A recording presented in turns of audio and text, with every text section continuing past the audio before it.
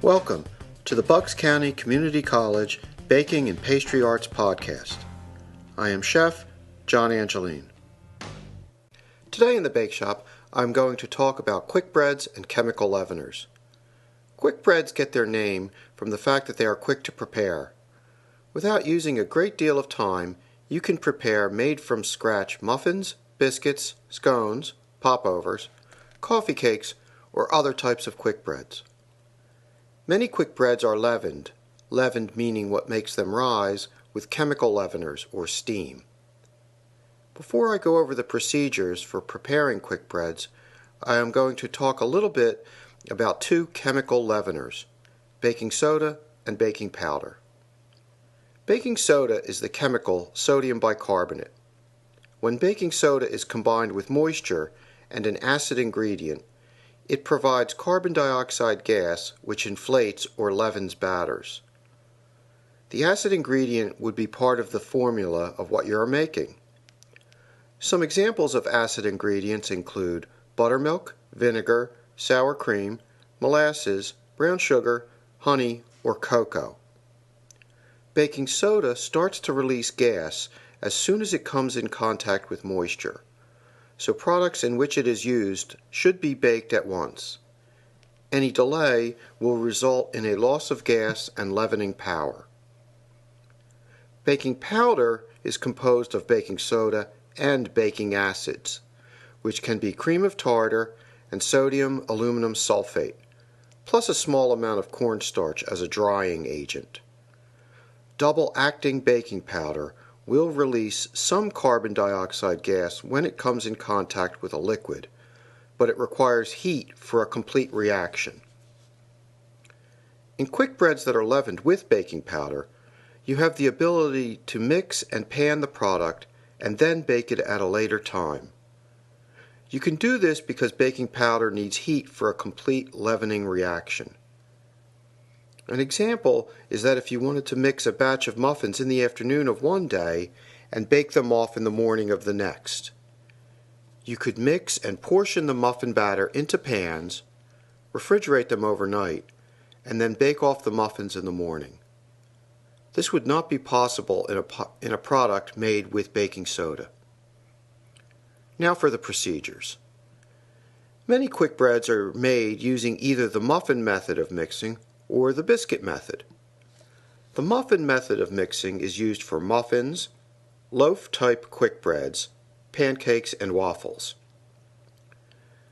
The ingredients used in a formula that follows the muffin method of mixing fall into three groups: the dry ingredients, the wet ingredients, and additional ingredients such as fruit or nuts.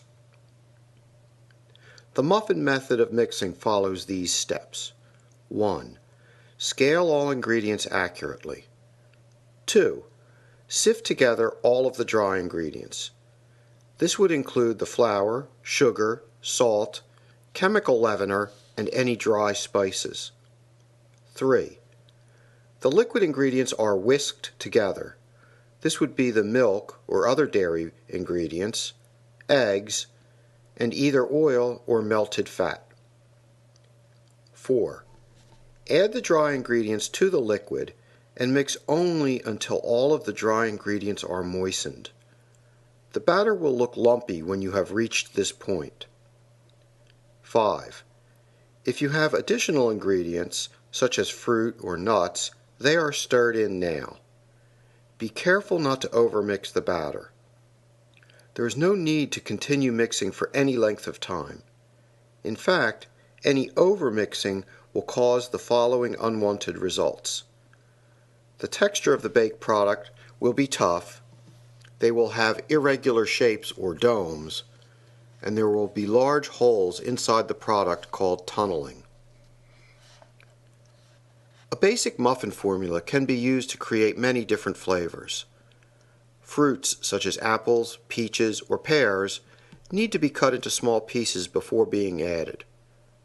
Ripe bananas can be mashed, and other fruits such as raspberries or blueberries can be added whole. Any type of nut could be used, such as walnuts, almonds, hazelnuts, or pistachios. Chocolate chips, lemon zest, and orange zest are also possible additions. You can use combinations of additional ingredients as well. Apple walnut, raspberry orange, cinnamon chocolate chip. The combinations of flavors you can create is nearly endless.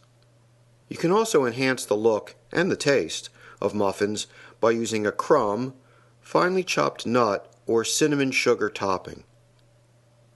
Lastly, many muffin batters are also suitable for making coffee cakes or loaf-shaped breads.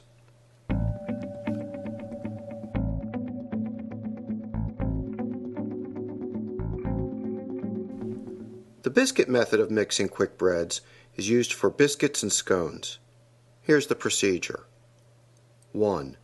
Scale ingredients accurately. 2. Sift the dry ingredients together into a bowl. The dry ingredients could include flour, sugar, salt, baking powder, and any spices. 3. Cut the fat into the dry ingredients until you have reached the consistency of coarse cornmeal. You can cut in the fat by hand or with the paddle on a mixer. 4. Combine any liquid ingredients and add the liquid to the dry. Mix just until a soft dough forms. The dough will be sticky at this point. 5. Turn the dough out onto a floured table. Knead the dough lightly, adding additional flour if necessary. You do not want to over-knead the dough, as this will create gluten, which will toughen the product's texture. Here's some additional information about the biscuit method. Biscuits are typically cut into round shapes, and scones might be round or cut into a triangle or wedge shape. Both types of dough can be rolled out to the desired thickness using a rolling pin. If you're making a small batch, you could pat out the dough by hand. Whether you are using a round cutter or a knife, cut straight down into the dough. Don't twist the cutter or draw the knife through the dough. Doing either of these things will somewhat seal the edges, which prevents the dough from rising to its highest. When you're cutting out pieces of dough, try to minimize any scraps by cutting each piece close to one another. You can gather up the scrap pieces of dough after you have cut out the first batch. Knead the pieces together lightly and roll and cut out more. You can continue in this manner until all of the dough has been cut. You want to keep the scrap pieces to a minimum because each time you knead these pieces together, roll, and cut more gluten is developed in the dough, which will toughen the texture of the baked product. There are many different ingredients that you could add to either a biscuit or scone dough. Savory biscuit additions could include grated Parmesan or cheddar cheese, sautéed chopped onions or scallions, bacon, ham, or crumbled sausage, and fresh or dried herbs. Sweet additions could be dried fruit such as raisins, currants, cherries, apricots. Chocolate chips or chopped nuts and spices such as cinnamon can be added as well. Quick breads are easy to make. Some you can mix and pan at night to bake fresh in the morning. You can make a variety of sizes and the flavor possibilities are endless. Check out some of the other baking podcasts in the series. I am Chef John Angeline. I'll see you in the bake shop. Thanks for listening to the Bucks County Community College Baking and Pastry Arts Podcast.